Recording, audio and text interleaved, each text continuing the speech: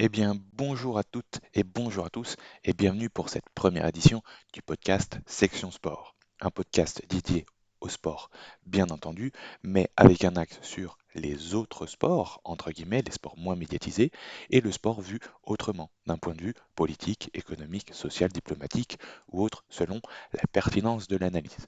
Ce n'est donc pas ici que vous viendrez apprendre des derniers résultats de la Ligue 1 ou de la NBA, mais ici pour voir d'autres questions soulevées et d'autres points de vue. Avec moi aujourd'hui dans ce podcast, deux personnes en virtuel. D'un côté, il vit à Bruxelles, Bruxelles vit, puisqu'il est en direct de Belgique. C'est Romain. Bonjour Romain. Bonjour, salut à tous. Comment vas-tu? Ouais, très bien, très bien. Parfait, En forme pour cette première édition. parfait. Et de l'autre côté, alors, un Parisien pour qui le confinement est devenu aussi banal qu'un bonjour, hein, mais qui a pourtant choisi de renouer avec ses origines bretonnes pendant le confinement, c'est Guillaume. Bonjour Guillaume. Bonjour, bonjour à tous. J'ai sorti la marinière pour l'occasion. Ah, Saint-James. Évidemment, évidemment, Saint-James. Très bon choix. Alors, au sommaire de cette émission, pour cette première qui va se dérouler en deux parties, une première partie intitulée Focus, chacun de nous ayant choisi un sujet à mettre en avant euh, en particulier, et une deuxième partie consacrée à un débat, échange autour d'une question liée au sport. Et pour cette première édition, la question sera liée au sport à la télé, en se posant la question, le sport à la télé est-il devenu inintéressant? Contrairement donc à l'adjectif, le débat promet d'être, lui, intéressant. On passe donc à la première partie de l'émission, qui est donc le focus numéro un. C'est parti.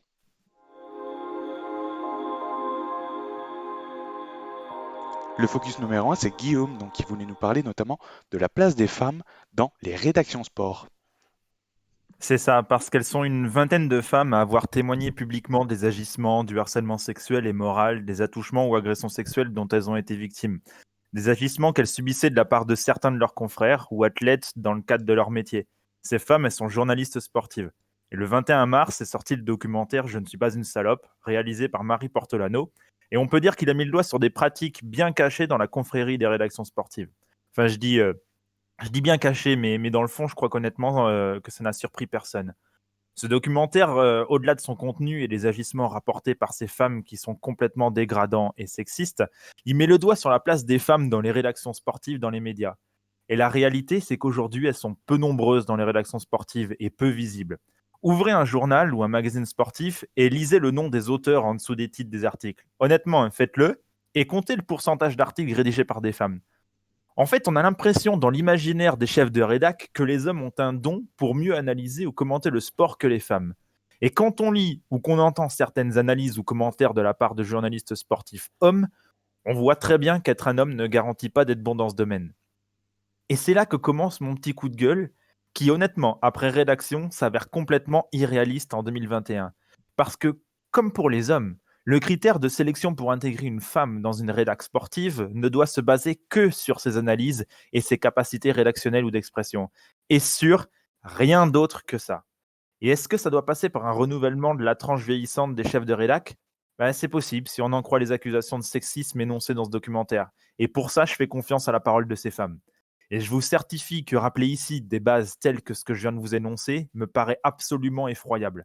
Et je pense qu'on est une majorité silencieuse à penser comme ça, même si les réseaux sociaux débordent de commentaires tous plus inutiles que dégradants envers les femmes journalistes sportives. Mais en tant que spectateur fan de sport, je me fous de savoir qui est derrière le micro ou qui a rédigé les lignes que je lis. Moi, je veux juste comprendre tout ce que la personne écrit et que ses analyses soient pertinentes pour apprendre des choses qui m'échappent. Et qu'on en soit là encore à se poser des questions sur la place des femmes dans les rédactions sportives montre qu'il y a encore beaucoup de chemin à faire. Effectivement, alors moi je l'ai vu également ce reportage. J'ai quand même aussi l'impression que c'est un problème de génération. C'est ce qui est dit notamment à la fin par Marie Portolano, et que maintenant les choses vont dans le beau sens, mais essentiellement, l'impression que les anciennes générations se croyaient tout permis. Alors je pense essentiellement pour le genre masculin. Romain, toi tu l'as vu ce reportage? Ouais, ouais, ouais, je l'ai vu également, et malheureusement, ce qu'on disait, un propos qui est assez, flagrant et assez, qui est désolant, c'est que, personne n'est surpris, hein, c'est absolument horrible de dire ça, mais on ne l'est pas, et encore une fois, je rejoins évidemment Guillaume, dans son analyse sur le fait que, bah, être un homme ne garantit pas la qualité et au contraire, la médiocrité de la je dirais pas la majorité, mais de beaucoup d'entre eux, prouve évidemment le contraire. Effectivement. Alors, reportage finit quand même sur une bonne note, hein, sur le fait que ça reste, ça continue et que ça s'améliore. En tout cas, merci beaucoup Guillaume de mettre en avant ce point, puisque il est passé il y a quelques temps, mais c'est bien de revenir un petit peu dessus. Je vous propose donc de passer donc à la news 2.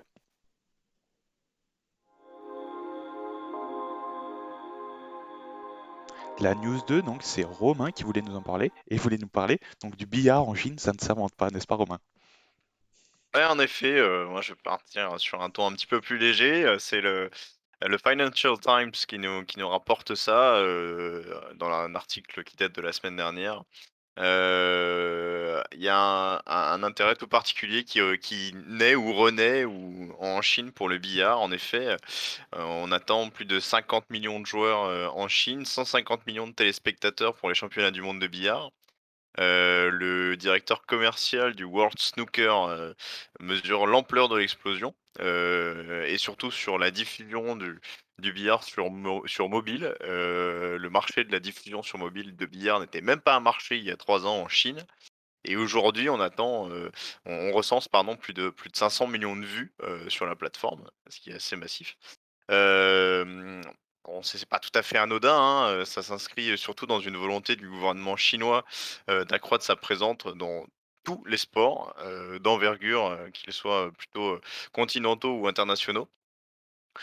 Pour preuve, on recense, 32 des 128 joueurs du World Tour, qui sont de nationalité chinoise et 5 joueurs, seront chino pardon, 5 joueurs sur 32 seront chinois, pour le championnat du monde cette année, une belle majorité donc c'est une vraie explosion à laquelle on assiste, pour ce sport, encore assez méconnu et assez méconnu même chez nous. Ah oui, effectivement. Alors, le snooker, moi personnellement, c'est une compilation YouTube, hein, ça se résume un petit peu à ça. Ou comme tu le disais aussi, Romain, c'est un petit peu les soirées de bar, hein, n'est-ce pas? Ouais, tout à fait. Ouais, donc, Heu, c'est un petit peu spécial. On dit bien le snooker, hein, c'est vraiment la discipline, c'est ça, hein. tout à fait, bah, la fédération mondiale s'appelle le World Snooker donc tout à fait, ouais. Super. Eh ben, merci en tout cas, Romain, pour cette news. Et on passe tout de suite donc à la news numéro 3.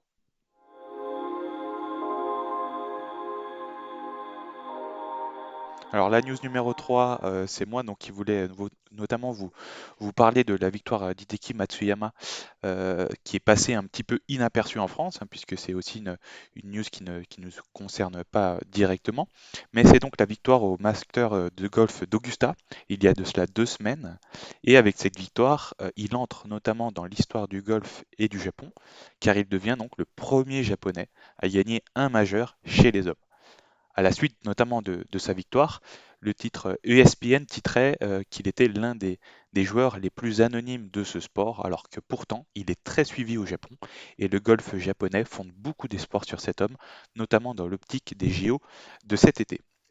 Alors si chez les femmes, on peut compter notamment sur la victoire récente d'une japonaise au British Open de 2019, alors c'est pas la même chose chez les hommes puisque le pays attendait un succès d'envergure depuis la 1936 et la première participation d'un japonais au Masters.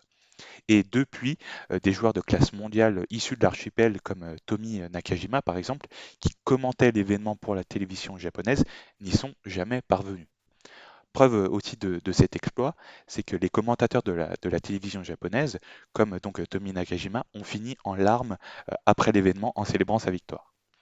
Pourtant, Matsuyama-san aurait pu ne jamais participer à ce master, puisque lorsque aujourd'hui, en tout cas cette année, on commémore les 10 ans de Fukushima, eh bien, il y a 10 ans, Matsuyama-san s'entraînait en Australie lors de la catastrophe, pendant que sa ville natale de Sendai, dans le nord du Japon, était frappée de plein fouet.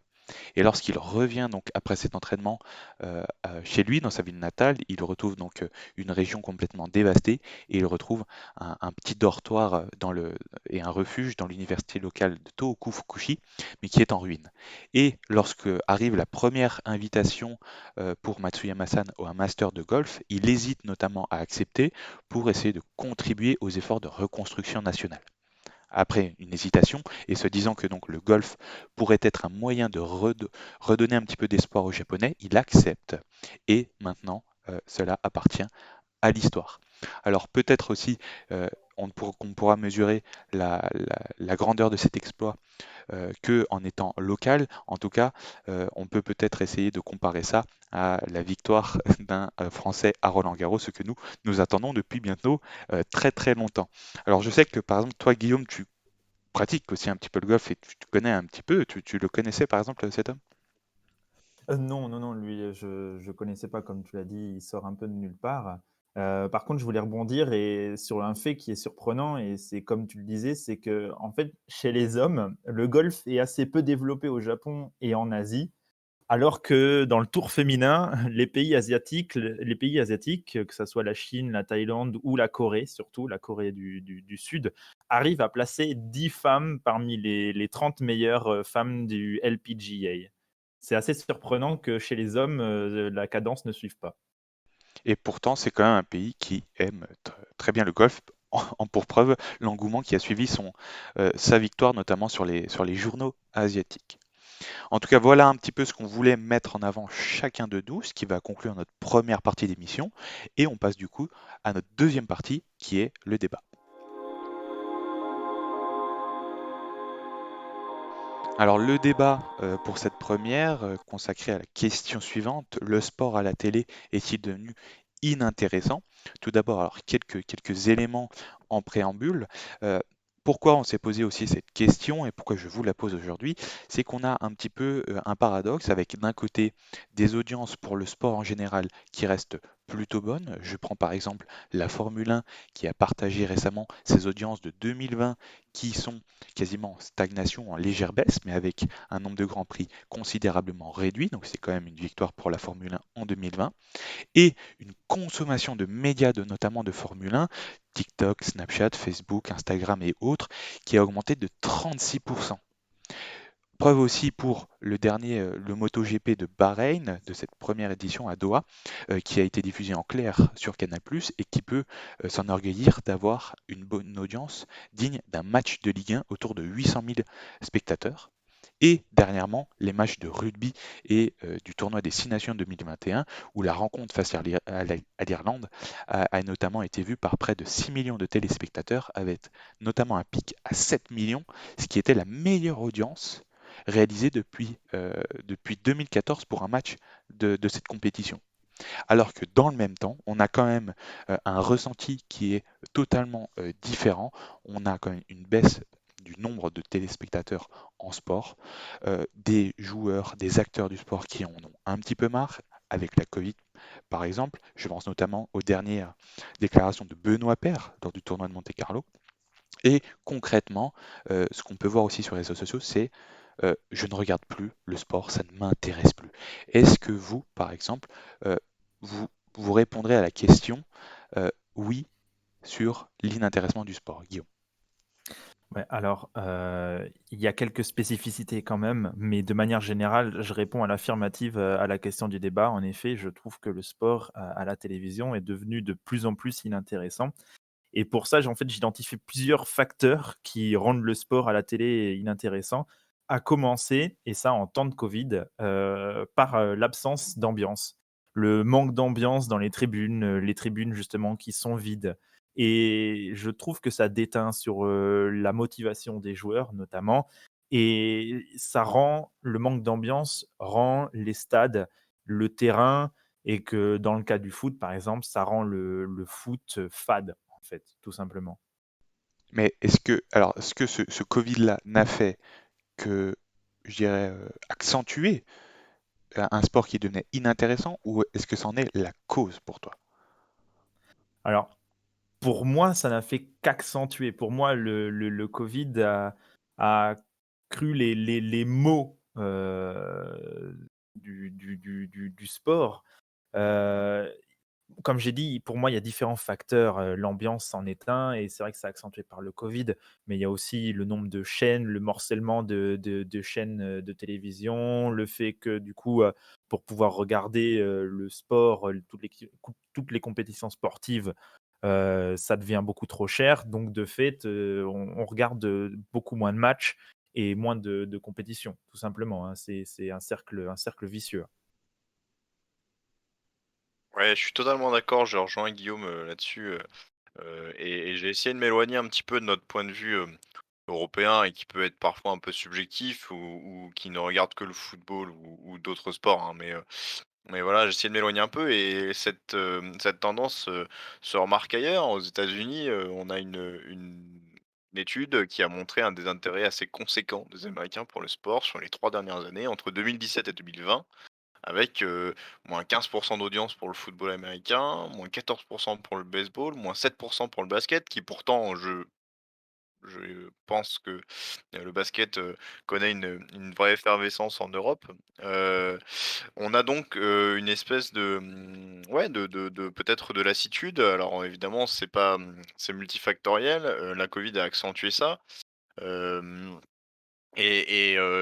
pour preuve, voilà, selon Forbes, en 2020, les les audiences de la NFL ont chuté de 20, donc c'est quand même assez important. La Stanley Cup de hockey a chuté de 61 et les finales de NBA de 49.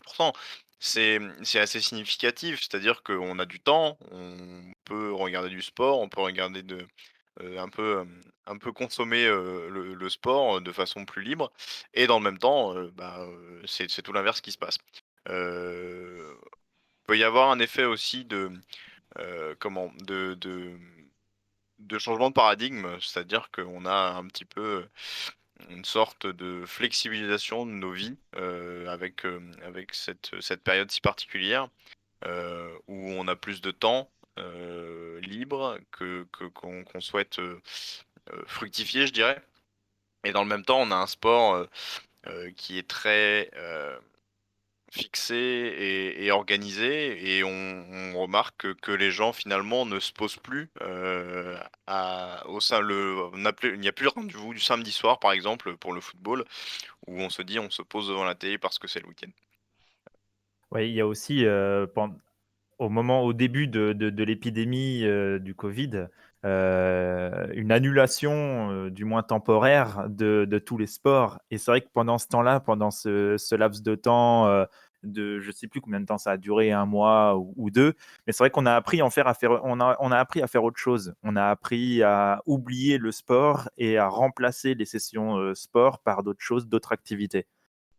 Alors, du coup, vous parlez aussi de flexibilisation, on a d'autres choses aussi à faire que de regarder le foot. Alors moi, je voulais justement vous partager un petit peu la citation notamment du directeur exécutif télévision du média Médiamétrie, hein, qui analyse les, euh, les audiences à la télé et sur Internet, qui nous dit, euh, en temps de Covid, hein, c'est une démonstration forte de la capacité du média télévision de rassembler les foyers autour de l'écran à l'occasion d'événements importants. J'entends ici aussi les événements sportifs. Cette crise démontre aussi la force du lien avec le média télévision de l'ensemble de la population, y compris les jeunes. Est-ce que vous, Gérald Aune, du sport et du débat qui nous anime, est-ce que ça vous parle? Ouais, tout à fait, on a une espèce voilà, en plus d'avoir une flexibilisation, de nos temps, de vie, on a aussi, un morcellement absolument, insupportable des canaux de diffusion. Et il y a de fait, va y avoir, il y a morcellement, aussi un choix à faire dans ce qu'on regarde. On peut pas regarder tous nos clubs, on peut pas regarder, tous nos sports parce que ça revient tout simplement trop cher. Oui, et je rajouterais même que sur les nombreuses chaînes, il y a de nombreux consultants qui sont mauvais. Alors c'est à nuancer, hein, parce qu'il existe des bons consultants, des bons et des mauvais consultants, ça rappelle un sketch, enfin bref. Il y a des bons, voilà, et des mauvais consultants. Et les mauvais consultants rendent le sport complètement inaudible en fait à la télévision, que ça soit les commentateurs pour les matchs ou les consultants qui sont directement en plateau et qui analysent la suite des matchs. Certaines fois, les analyses sont vraiment bancales ou comme je le disais en fait dans mon focus, c'est que moi en tant que spectateur de sport, je veux que la personne qui est soi-disant spécialiste du sport m'apprenne quelque chose. Et là, dans les nombreuses chaînes, dans de trop nombreuses chaînes, je dirais même, les consultants sont trop mauvais pour ça. Là, alors, tu pointes plus le média de télévision en soi ou alors les personnes qui te font vivre le match? Je pointe les deux parce que par les personnes qui me font vivre le match, leur employeur, c'est les chaînes de télévision, c'est la production.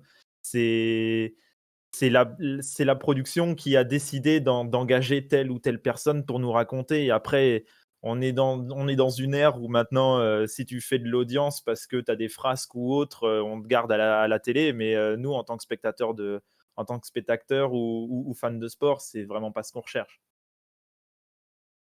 Et je rajouterais même, aussi, un autre facteur, hein, qui est, celui de l'accès aux autres médias. On a une facilité d'accès, à la consommation de divertissement dans son ensemble. Le sport, en fait, se voit noyé dans un divertissement, alors que tout vrai fan de sport, je pense, ne regarde pas le sport par divertissement, mais par, passion.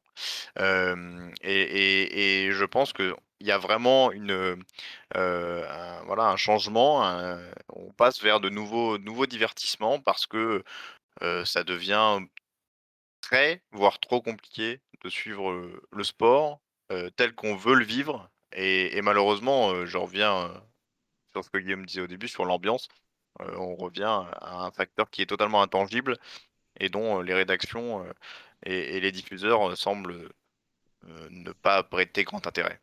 Alors oui, ça illustre bien notamment ce que disait Lewis Hamilton dans la dernière saison de Drive to Survive, qui disait Cash is King, hein, bien sûr, hein. On fait éventuellement ça surtout pour la télé, au détriment peut-être de la passion des spectateurs, notamment. Euh, il y a également aussi un point que je voulais voir, est-ce que notamment on voit beaucoup un changement de consommation, hein. Romain, tu avais dit le mot aussi, la manière de consommer le sport. Et alors, entre le moment où on a choisi ce sujet et le moment où on tourne, il y a eu l'annonce mort-née du projet de Super League. Alors, en termes de foot et de romantisme, c'est vrai que ça casse un petit peu le mythe, mais il y a un point sur lequel je voulais revenir, c'est l'aspect consommation.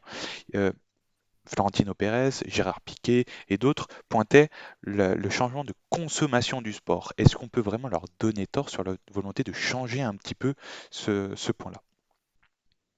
Bah, il y a un peu 2 mondes qui s'opposent, j'ai l'impression, c'est un peu une réaction de justement de vieux réac. Mais c'est vrai qu'on a notre génération où on a commencé à regarder, le sport et notamment le football par, les matchs en clair, les matchs de Ligue des champions sur TF1 et cetera, où on vibrait en fait.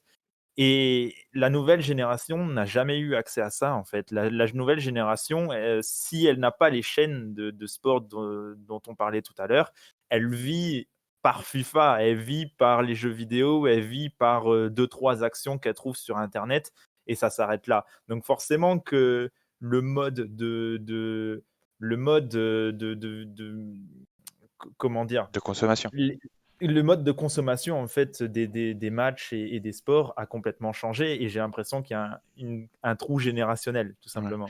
Toi, Romain, par exemple, est-ce que tu arrives à tenir 90 minutes devant un match, même si c'est Arsenal ou, ou OCR pour toi? Honnêtement, ça devient de plus en plus compliqué au-delà des résultats sportifs de mes clubs. Non, je dirais que ça devient de plus en plus compliqué. Auxerre, pour prendre l'exemple, joue une saison auquel il y a un enjeu, pour la première fois depuis 10 ans en Ligue 2. Et pour autant, bah, c'est une des saisons où j'ai regardé le moins de matchs parce que c'est beaucoup moins facile. En plus, il y a eu le changement, d'opérateur, enfin de diffuseur. On est passé de Téléfoot, qui faisait un très bon job pour la Ligue 2 d'ailleurs, à beIN Sport, et pour une dizaine de matchs et personnellement, je ne me voyais pas, pas rechanger tout un abonnement. Donc j'ai un petit peu mis de côté la fin de saison, malheureusement, par, parce que j'y ai pas accès en fait. Parce que j'ai pas envie de payer pour ça, pour 10 matchs et pour une consommation, du moins enfin, suivre le sport que j'aime, mais qui ne me passionne plus de la même manière, à Oui, la télé. il faut que je pense à un renouvellement. Alors la question se pose aussi notamment dans les grandes instances, notamment du foot, mais je pense que le problème est ailleurs aussi. Alors, une dernière question sur laquelle je voulais également me poser, on parlait du média télé. Est-ce que l'avenir n'est pas un changement de média? On connaît un petit peu, je sais que Romain aussi connaît très bien la plateforme Twitch, bien sûr. On voit que là, il y a des programmes spéciaux Ligue 1, e-sport sur Twitch. Est-ce que ça peut être un moyen de redonner un petit peu plus accès au sport? Ouais, il faut se renouveler, c'est certain. On peut pas avoir une plateforme, enfin, on peut pas avoir 50 plateformes pour regarder, par exemple, si on suit un club qui joue la Ligue des Champions, il faut, la Ligue des Champions, un diffuseur de la Ligue des Champions, la Ligue 1, Coupe de France, la Coupe de la Ligue n'existe plus. Enfin voilà, on a tout un contexte qui fait que la multiplication des plateformes forcément, ou soit, se fait diriger vers le streaming, et on sait à quel point c'est quand même assez lourd, d'aller chercher un streaming et de supprimer toutes les pubs. Et d'un autre côté, de payer 80, 90, 100 euros par mois, pour regarder, allez, une dizaine de matchs dans le mois. Donc, et quand à côté, en comparaison, on a Netflix et Disney Plus et toute autre plateforme, pour 7, 8 euros par mois, et avec tout un contenu disponible. Oui, effectivement, donc on rejoint la partie consommation autre que les médias. Oui, Guillaume? Ouais, ah non, non, mais moi, c'est pour revenir sur ce que j'ai dit au début. J'ai dit qu'il y avait des spécificités euh, par rapport à la question de base. C'est que tout ce qu'on dit, ce n'est pas forcément le cas pour certains sports, pour tous les sports. Là, c'est vrai qu'on a fait surtout un focus sur le foot, mais au contraire de tout ça, moi, j'ai pris du plaisir ces derniers temps à regarder certains sports comme les Six Nations, l'équipe de France, le 15 de France, par exemple. J'ai pris énormément de plaisir. Je ne dis pas que ça aurait été mieux forcément avec de l'ambiance dans les tribunes, etc. Mais j'ai pris énormément de plaisir. Je prends également du plaisir à regarder la F1, même s'il n'y a pas d'ambiance sur le paddock, même s'il n'y a pas d'ambiance dans les tribunes. Voilà, c'était pour un peu nuancer tout ce qu'on venait de dire. Ouais. Oui, puis effectivement, alors je te rejoins sur la Formule 1, hein, notamment le dernier Grand Prix d'Émilie-Romagne qui était tout à fait intéressant. En tout cas, alors c'est ici qu'on va clôturer un petit peu nos échanges, hein, puisque ce podcast veut aussi se faire un format un petit peu court, hein, pour nos auditeurs et auditrices. Pour celles et ceux qui voudraient aller un petit peu plus loin sur ce sujet, on vous conseille notamment de lire le magazine Sciences sociales et sport aux éditions L'Harmattan, et notamment le dernier numéro en date, le numéro 17, qui aborde la question de la relocalisation du sport en tant que produit et service. Voilà, si vous voulez avoir une petite lecture sur le sujet pour approfondir les échanges. En tout cas, merci à tous, merci Romain, merci Guillaume d'être ici, Merci à tous. de nous avoir fait part aussi de vos sujets. Et donc, on se retrouve à une prochaine pour une prochaine édition de Autrement Sport. Merci à tous. Au revoir. Merci Nico, À merci à bientôt. tous. Au revoir.